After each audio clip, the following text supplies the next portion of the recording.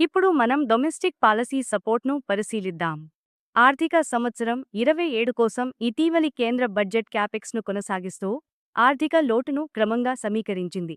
ఆర్థిక కట్టుదిట్టత వల్ల కలిగే గరిష్ట ప్రభావాన్ని మనం దాటి వచ్చామా? ప్రస్తుత ఆర్థిక విధానం వృద్ధికి ఎంత మద్దతుగా ఉంది? ఖచ్చితంగా ఆ ప్రశ్న సరిగ్గా అడిగారు. సోనల్, మీరు ఈ చార్ట్ను చూసినప్పుడు అది చాలా స్పష్టంగా కనిపిస్తుంది.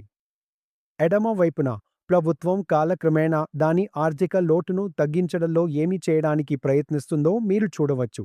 ఎడమవైపు భాగంలో ఆర్థిక వ్యవస్థ నామమాత్ర వృద్ధి రేటు 10% లేదా 11% ఉంటే, ఆర్థిక సమతుల్య మార్గం ఎలా ఉండవచ్చో రెండు సాధ్యమైన మార్గాలను చూపిస్తోంది. కానీ ముఖ్యమైన విషయం ఏమిటంటే, ఆర్థిక వ్యవస్థ నామమాత్ర జీడిపి పరంగా 11% వృద్ధి చెందితే, ఆర్థిక వ్యవస్థకు ఉన్న ఆర్థిక స్థలం తగ్గుదల 5 సంవత్సరాల వ్యవధిలో సుమారు 1% మాత్రమే ఉంటుంది. మహమ్మారి సంభవించిన 2021లో గత 5 ఏళ్ల కాలంతో పోల్చి చూస్తే మన ఆర్థిక లోటు 9.5%గా ఉంది. ఆపై ఈ సంవత్సరం మేము దానిని 4.4%కి తగ్గించాము. అంటే ఇది 5% ఆర్థిక లోటు తగ్గుదల. ఇప్పుడు మనం మాట్లాడుకుంటున్నది వచ్చే 5 సంవత్సరాల కాలంలో 1% లేదా ఎక్కువగా 1% వరకు మాత్రమే ఆర్థిక లోటు తగ్గుదల గురించి. కానీ అడ్డంకి ఏంటంటే, బ్రేక్ నొక్కి డ్రైవ్ చేస్తున్నట్టు అనిపించిన పరిస్థితి ఇప్పుడు అంతటా లేదు. అప్పటిలా బ్రేక్ బలంగా నొక్కి ఉంచబడలేదు.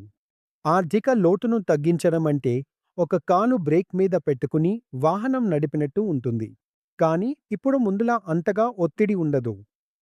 అందువల్ల అడ్డంకులు తగ్గుతాయి. వృద్ధి దృష్ట్యా ఇది మంచి విషయం అని నేను భావిస్తున్నాను. అలాగే భారతదేశం మళ్లీ ఆర్థిక క్రమశిక్షణ మార్గంలోకి తిరిగి రావడంలో అద్భుతమైన పని చేసిందనే విషయాన్ని ఇది స్పష్టంగా చూపిస్తోంది. మరి మనం తదుపరి స్లైడ్కి వెళితే, బడ్జెట్లో ఇంకొక విషయం కూడా మనం చూడొచ్చు సోనల్. అంటే భారత ప్రభుత్వం మొత్తం ఖర్చులో మూలధన వ్యయానికి శాతం పరంగా గణనీయమైన పెరుగుదల జరిగింది. నిజానికి మీరు ఎడమవైపు చార్ట్లో చివరి 2 పసుపు బార్లను చూస్తే ఇది స్పష్టంగా కనిపిస్తుంది. మధ్య భాగాన్ని చూడండి, అవే పసుపు బార్లు. చివరి 2 బార్లను చూడండి. అలాగే ఆర్థిక సంవత్సరం 21 నుండి ఆ బార్ ఎలా వేగంగా పెరిగి ఆర్థిక సంవత్సరం 25కి చేరిందో గమనించండి. అదే 4 సంవత్సరాల కాలంలో భారత ప్రభుత్వం తన మొత్తం ఖర్చులో మూలధన వ్యయాన్ని శాతం పరంగా నిజంగా గణనీయంగా పెంచింది. కానీ నా అభిప్రాయంలో అది ఇప్పుడు మనం దాటి వచ్చాం. కానీ మంచి వార్త ఏమిటంటే, అన్ని చర్చల మధ్యలో కూడా భారత ప్రభుత్వం ఖర్చు నాణ్యత విషయంలో మంచి పనితీరును కొనసాగిస్తోంది. ఎందుకంటే అది తన మొత్తం మూలధన వ్యయ నిర్మాణంలో క్యాపెక్స్ స్థాయిని స్థిరంగా ఉంచుతోంది.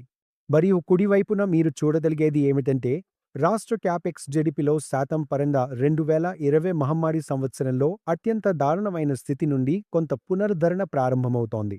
కాబట్టి భారత ప్రభుత్వ క్యాపెక్స్ విషయంలో ఖర్చు నాణ్యతను చూస్తే 5 సంవత్సరాల పాటు భారీగా పెరిగింది. ఇప్పుడు స్థిరంగా ఉంది.